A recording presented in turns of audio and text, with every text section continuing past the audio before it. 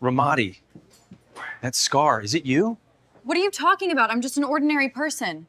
A waitress is laughed at for her scars until a veteran recognizes the unit tattoo.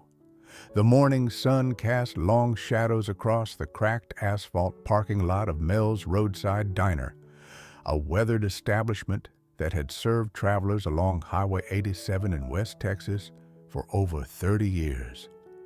Inside, the familiar sounds of sizzling bacon, clinking coffee cups, and muted conversation created the comfortable rhythm of another ordinary day. Sarah Miller moved between the worn vinyl booths with practiced efficiency, her 35-year-old frame carrying the weight of experiences that most people could never imagine. Her dark hair was pulled back in a simple ponytail, and she wore the standard uniform of black slacks and a white button-down shirt with sleeves that she unconsciously tugged down throughout her shift. The burn scars that traced across her left shoulder, neck, and arm were impossible to hide completely despite her careful attention to clothing choices. They were the kind of scars that drew stares and whispered conversations, the kind that made people create stories in their minds about accidents, house fires, or other tragedies they couldn't quite comprehend. What the customers at Mel's Diner didn't know was that Sarah's scars told a story of heroism, not tragedy. They were the permanent reminders of an IED explosion near Ramadi in 2006, when Army medic Sarah Miller had thrown herself over a wounded soldier to shield him from the blast that would end her military career but save his life. For 3 years now, Sarah had worked the morning shift at the diner, serving coffee and comfort food to truckers, travelers, and locals who had grown accustomed to her quiet competence. She never got an order wrong, always brought extra napkins to tables with children, and maintained a professional demeanor that earned respect even from those who whispered about her appearance. The regulars had learned not to ask questions. Some speculated about her past, a car accident maybe, or a kitchen fire. Others simply accepted her presence as part of the diner's landscape, appreciating her efficiency and the way she anticipated their needs without unnecessary conversation. Sarah preferred it that way. Anonymity was a luxury she had chosen deliberately after her medical discharge from the Army. The medals in her dresser drawer at home, including a Purple Heart and a Bronze Star with V device, remained hidden, just like the faded 3rd to 5th Infantry tattoo on her forearm that she kept carefully covered.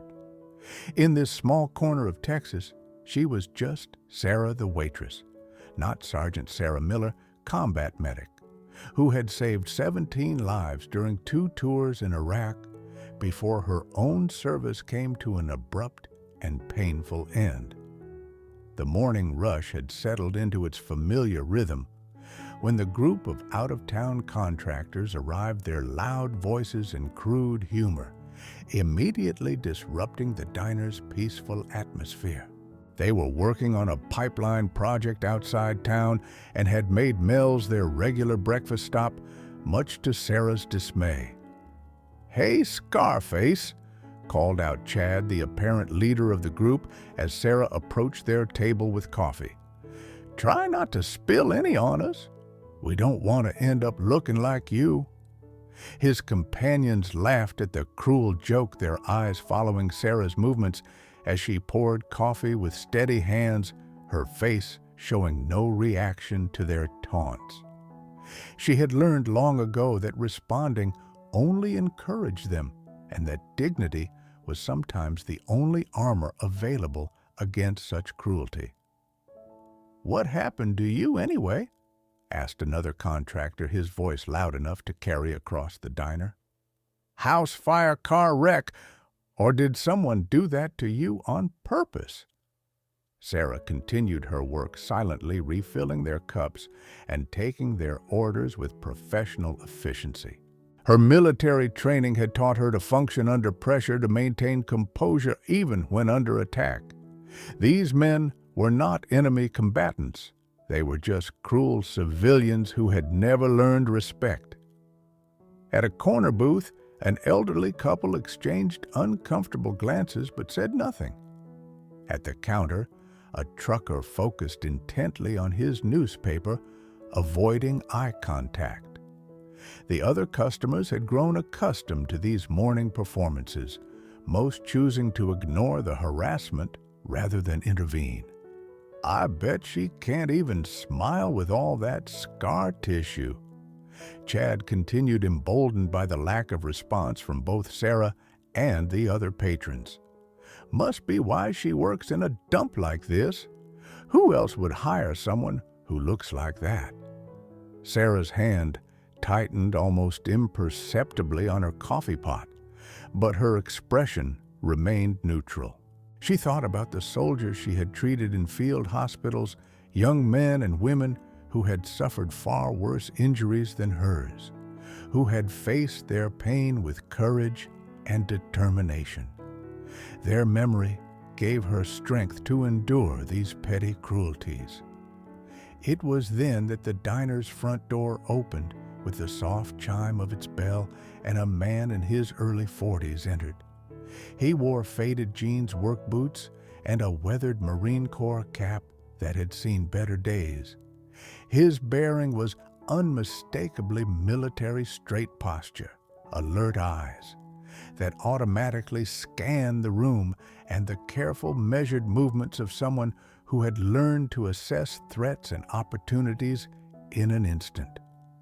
Michael Kelly had been driving cross-country, taking his time to visit places he had never seen during his years of military service. The diner looked like the kind of place that served honest food and strong coffee, exactly what he needed after spending the night in a roadside motel. As he settled into a booth near the window, his eyes found Sarah moving between the tables.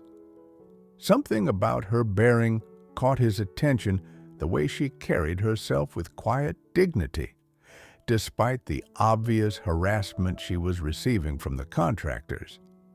He had seen that kind of composure before in combat zones, where maintaining professionalism could mean the difference between life and death.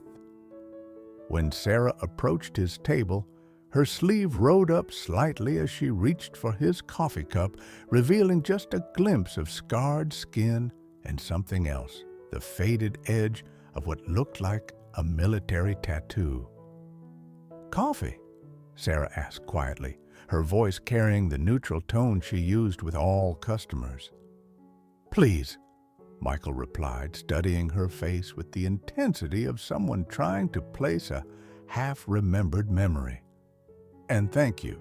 As Sarah poured Michael's coffee, he noticed the way she moved, efficient, purposeful, with the kind of spatial awareness that came from working in high-pressure environments where every second mattered. When she turned to leave, her sleeve shifted again, and this time he caught a clearer glimpse of the tattoo on her forearm. The partial letters he could see made his breath catch in his throat. 3rd to 5th was barely visible, but for someone who had served in Iraq, those numbers carried profound significance. The 3rd Infantry Division, 5th Brigade Combat Team, had been one of the most decorated units in the Iraq War, known for their courage under fire and their exceptional medical corps. Michael's mind raced back to a dusty street in Ramadi 2006, where an IED had nearly ended his life. He remembered the chaos, the pain, and most clearly, the hands of a medic who had worked frantically to keep him alive while under enemy fire. He had never seen her face clearly through the blood and smoke, but he remembered her voice calm and professional, telling him he was going to be okay. Meanwhile, the contractors were escalating their harassment. "Hey, Frankenstein," Chad called out as Sarah passed their table again. "My eggs are cold. Maybe if you moved faster instead of limping around like a broken toy, the food would still be hot when it gets to the table." Sarah stopped at their table, her posture straight despite the verbal assault. "I'll have the cook prepare fresh eggs for you," she said quietly, reaching for the plate. "Don't touch it with those mangled hands," another contractor said with disgust. "Who knows what diseases you might be carrying?" The cruelty of the comment sent a ripple of discomfort through the diner. Even the regulars, who usually ignored the harassment, looked up from their meals, their faces showing embarrassment at their own inaction. A small child at a nearby table, unaware of the adult dynamics playing out around him, looked up at Sarah with innocent curiosity. "Lady, did it hurt?" he asked, pointing at her scars. Sarah's expression softened as she looked down at the boy. "Not as much as being forgotten," she replied quietly, a response that carried more weight than anyone in the diner could understand. Michael felt something click into place in his memory. That voice, that calm professionalism in the face of crisis, he had heard it before in the worst moment of his life. He stood up from his booth and walked toward Sarah, his heart pounding with the possibility of a connection he had thought lost forever. "Excuse me," Michael said, as Sarah finished cleaning the contractor's table. "Could I ask you something?" Sarah looked up at him, noting the respect in his voice and the military bearing that marked him as a fellow veteran. "Of course." Michael's eyes went to her forearm, where the sleeve had shifted again to reveal more of the tattoo. "That tattoo?" he said softly. "3rd to 5th Infantry. You served in Iraq." The question hung in the air like a challenge. Sarah had spent 3 years avoiding this exact moment, the recognition that would strip away her carefully constructed anonymity. But something in Michael's eyes, respect not pity, made her nod slowly. "2 tours," she said simply. "Medic." Michael's face went pale as the pieces of his memory fell into place. Ramadi, 2006, IED en route Michigan. "You were the medic who—" "Who what?" Sarah asked, though she was beginning to understand where this conversation was leading. "Who saved my life?" Michael finished, his voice thick with emotion. "Corporal Michael Kelly, 2nd Battalion. You pulled me out of that Humvee and kept me alive for 40 minutes until the medevac arrived." The diner had grown quiet, the usual morning chatter fading as customers sensed something significant happening. Even the contractors had stopped their conversation, watching the interaction between Sarah and the Marine veteran. Sarah studied Michael's face, and slowly recognition dawned in her eyes. "You were the one with the shrapnel in your chest," she said quietly. "You kept asking about your squad." "They all made it home because of you," Michael said, his voice carrying across the silent diner. "Every single one of them." The revelation transformed the atmosphere in the restaurant. The contractors looked uncomfortable, beginning to understand that their target was not a victim, but a hero. The regular customers felt ashamed of their months of silent complicity in Sarah's harassment. Michael reached up and removed his Marine Corps cap, holding it over his heart in a gesture of profound respect. "Sergeant Miller," he said loudly enough for everyone to hear, "thank you for my life." The silence that followed Michael's recognition was so complete that the sound of the coffee pot's automatic brewing cycle seemed amplified throughout the diner. Sarah stood frozen, her carefully constructed wall of anonymity crumbling around her as every eye in the restaurant focused on the unfolding drama. Chad and his fellow contractors looked as though they had been physically struck.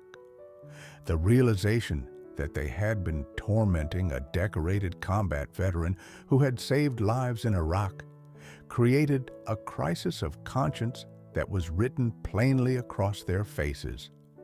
The cruel jokes about her scars, the mocking comments about her appearance, the deliberate humiliation, all of it now stood revealed as attacks on an American hero. You're really a war hero," stammered one of the contractors, his voice barely above a whisper. Sarah's response was characteristic of her quiet dignity. "I'm not a hero," she said simply. "I was just doing my job." But Michael wasn't going to let her deflect the recognition she deserved. "Your job," he said, his voice growing stronger, "was to save lives under enemy fire. Your job was to run toward danger when everyone else was running away, and you did it with courage that most people can't even imagine." The elderly couple, who had been regular customers for months, stood up from their booth, the husband removing his own cap in a gesture of respect. "Thank you for your service, Sergeant," the woman said, her voice shaking with emotion. "We're sorry we never knew." The crisis deepened as other customers began to understand the magnitude of what had been happening in their presence. For months, they had watched Sarah endure harassment and had done nothing to intervene. They had allowed a combat veteran to be humiliated while they sat silently complicit in their inaction. "We should have said something," murmured the trucker at the counter, his newspaper forgotten as he struggled with his own guilt. "We should have stood up for her."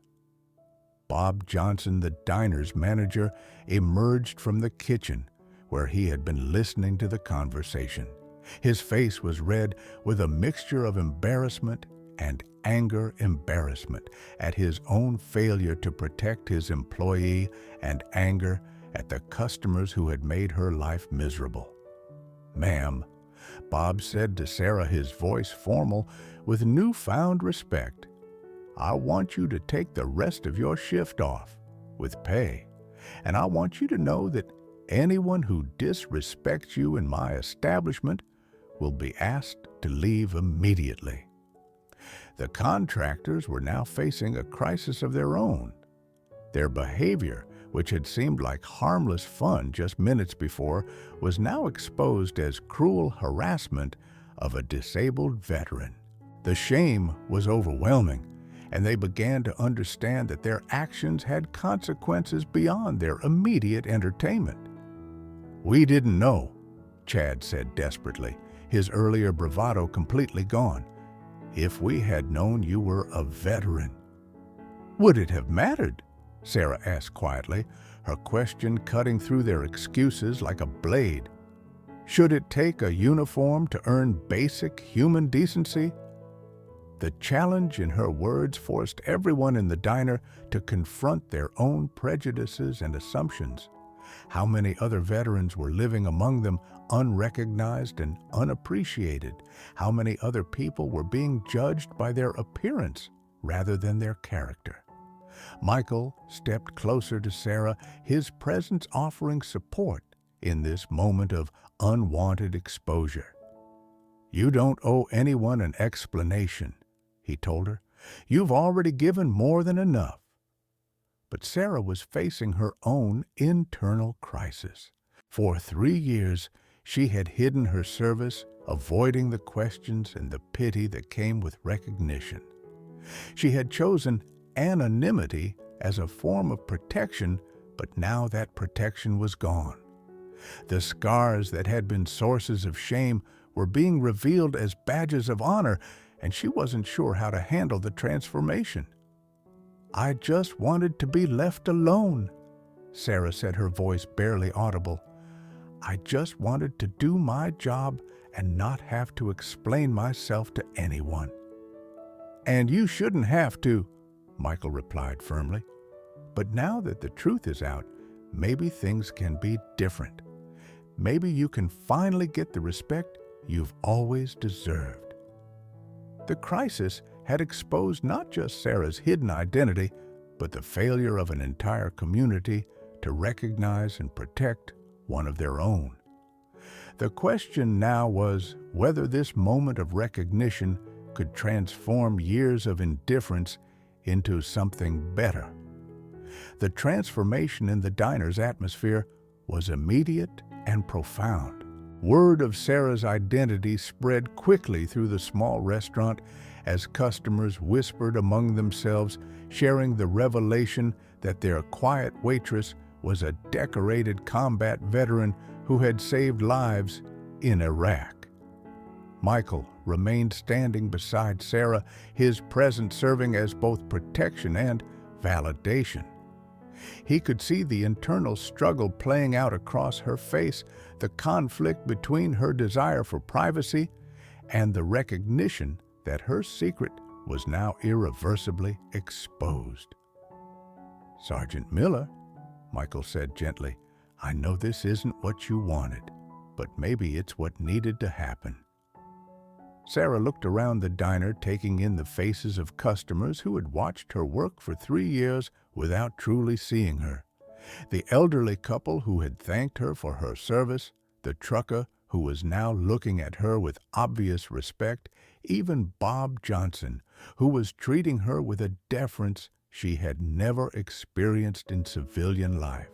The contractors, meanwhile, were preparing to leave their breakfast abandoned as they struggled with the weight of their newfound understanding. Chad approached Sarah hesitantly, his earlier arrogance replaced by genuine remorse. "Ma'am," he said, his voice shaking, "I want to apologize. What we said, what we did, there's no excuse for it. We were wrong and we're sorry." Sarah studied his face, seeing genuine regret rather than the casual cruelty that had marked their previous interactions. "Apology accepted," she said simply. "But remember this feeling the next time you're tempted to judge someone by their appearance." The climactic moment came when Michael made a decision that would change not just Sarah's immediate circumstances, but her entire relationship with the community she had served in silence. "Ladies and gentlemen," Michael said, his voice carrying the authority of someone accustomed to command, "I want you to understand exactly who this woman is. Sergeant Sarah Miller didn't just serve in Iraq. She was one of the most decorated medics in her unit." He turned to face Sarah, his eyes filled with the gratitude he had carried for 17 years. "She saved my life on March 15, 2006, when our convoy was hit by an IED outside Ramadi. I was unconscious, bleeding out, and she worked on me for 40 minutes under enemy fire until the medevac could reach us." The diner was completely silent as Michael continued. But that wasn't the only life she saved. During her 2 tours, Sergeant Miller treated over 100 wounded soldiers. She earned a Purple Heart for her own injuries, a Bronze Star with V device for valor under fire, and the respect of every soldier who served with her. Sarah felt tears threatening for the first time in years as Michael recounted her service record. She had spent so long hiding from recognition that hearing her achievements spoken aloud felt surreal. "The scars you see," Michael said, his voice growing stronger, "are the marks of courage. They're proof that when her country called, she answered. When soldiers were wounded, she ran toward the danger to help them. And when an explosion threatened to kill me, she threw herself over my body to shield me from the blast." The elderly woman at the corner booth began to cry openly, her husband's arm around her shoulders as they both struggled with the emotion of the moment. Other customers were wiping their eyes, overwhelmed by the realization of what they had witnessed without understanding. Bob Johnson stepped forward, his own voice thick with emotion. "Sergeant Miller, I want you to know that you'll always have a job here for as long as you want it, and anyone who disrespects you in my establishment will answer to me personally." The climax reached its peak when a young soldier in dress uniform entered the diner, having heard the commotion from the parking lot where he had stopped for coffee during his drive to a new duty station. He immediately recognized the significance of what was happening and came to attention, rendering a perfect military salute to Sarah. "Ma'am," the soldier said formally, "it's an honor to meet you. Thank you for your service and sacrifice." Sarah, overwhelmed by the sudden recognition and respect, found herself automatically returning the salute, the first time she had done so since her medical discharge. The gesture felt both foreign and familiar, connecting her to a part of herself she had thought was lost forever. Michael reached into his wallet and pulled out a worn photograph, a picture of his squad taken just days before the IED attack that had nearly killed him. "I've carried this for 17 years, he said, showing it to Sarah. "Every face in this picture made it home because of medics like you." The photograph showed 12 young soldiers, their faces bright with the confidence of youth and the brotherhood of shared service. Sarah recognized the type immediately, the kind of unit photo that families treasured and that survivors carried as reminders of bonds forged in combat. "I never expected to find you," Michael continued. "I've thought about you every day since Ramadi, wondering if you made it home safely, hoping you were living a good life. Finding you here, seeing that you're okay, it's like a prayer being answered." The climactic moment concluded when Sarah made a decision that surprised even herself. For the first time in 3 years, she spoke about her service, openly sharing not just the facts of her military record, but the emotions she had carried in silence. "I loved being a medic," she said, her voice growing stronger with each word. "I loved knowing that I could make a difference, that my skills could bring someone home to their family. Losing that purpose when I was discharged, it was almost harder than the physical injuries." The admission opened a floodgate of understanding and connection that would transform not just Sarah's life, but the entire community's appreciation for the hidden veterans among them. 6 months after the morning that changed everything at Mel's Roadside Diner, the impact of Sarah's story continued to ripple through the community and beyond. The small restaurant had become an unofficial gathering place for veterans drawn by word-of-mouth stories about the combat medic who served coffee with the same dedication she had once brought to treating wounded soldiers. Sarah had initially struggled with her newfound visibility, but gradually came to appreciate the connections it had created. Veterans from across the region would stop by during their travels, sharing stories and finding understanding in a place where their service was recognized and respected. "It's strange," Sarah would tell visitors. "I spent 3 years trying to hide from my past, but talking about it has been more healing than all the therapy sessions I ever attended." Michael Kelly had become a regular visitor, stopping by whenever his work brought him through West Texas. Their friendship had grown beyond their shared military experience, built on mutual respect and the unique bond between those who had served in combat zones. The contractors who had tormented Sarah had undergone their own transformation. Chad and his crew had not only apologized publicly, but had organized a fundraiser for a local veterans organization, raising over $15,000 for programs supporting disabled veterans. Meeting Sergeant Miller changed how I see people, Chad would later tell a local reporter. I learned that you never know what someone has been through or what they've sacrificed for others. Bob Johnson had implemented new policies at the diner, including a Veterans Eat Free program on holidays and a wall of honor featuring photos and stories of local veterans. Sarah's story had been featured in the local newspaper, then picked up by national media, inspiring similar recognition programs across the country. Most significantly, Sarah had found a new sense of purpose. She began volunteering at the local VA clinic, using her medical training to help other veterans navigate their healthcare needs. Her experience bridging military and civilian life made her an invaluable advocate for veterans struggling with similar transitions. I thought my service ended when I was medically discharged, Sarah reflected during a speech at a veterans event. But I learned that service is about more than wearing a uniform.